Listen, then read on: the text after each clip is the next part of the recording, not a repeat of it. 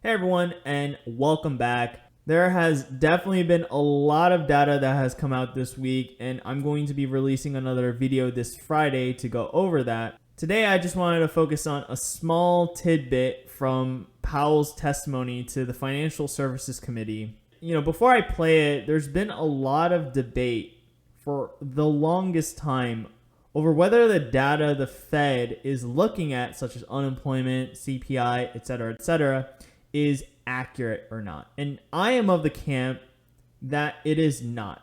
And a lot of people think this, and it's growing by the day, that the Fed is manipulating the data to fit their agenda. I'm just going to play this video here and, just listen real quick to what Powell has to say here. Policy related.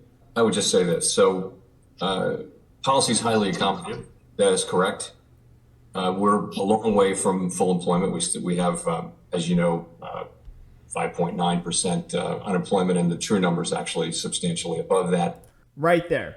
Powell says the unemployment rate, the official unemployment rate, is 5.9%, but then follows that up real quickly by saying the true figure is higher than that. Then the question becomes, then what is the true figure of unemployment? Well, then that's where a lot of analysis and speculation abound. But if we actually take a look at shadow stats, we can actually see by this red line, this is the official unemployment percentage that the Fed and the government is claiming is the real rate of unemployment. That's the red line here. But if we actually take a look at these other lines, such as the gray one and the blue one, which is shadow stats own calculation of what the real figures are, then we can see that the unemployment rate, the actual true unemployment rate, is 25.8%. Now, am I saying that that's the exact true figure?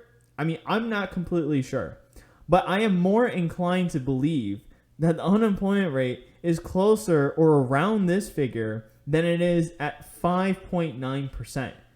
All you have to do is talk to people. Just talk to people, and you will understand that the 5.9% unemployment rate that Powell is claiming, that he's claiming isn't even true himself, is a bunch of baloney. And then you really have to think, okay, well, if the unemployment rate that they're claiming is, true, which apparently they're claiming isn't even true themselves, if that is inaccurate, then what about the CPI? So we see that, CPI has been going up a bit, but is that the real inflation data? So what we see here are two charts. The red line is what the official CPI inflation data that they're claiming is true. This is what the Fed and the government are looking at. But if we take a look at the blue lines here for the top chart here, this is the inflation data, like this is CPI calculated with the equation they used back in 1990. We actually see that the inflation rate on the consumer end is above 8% right now. But then if we look at 1980s calculations, then we see that we're already in double digits for the CPI. It's pretty clear here that all the data that the Fed and the government are relaying to the people is false.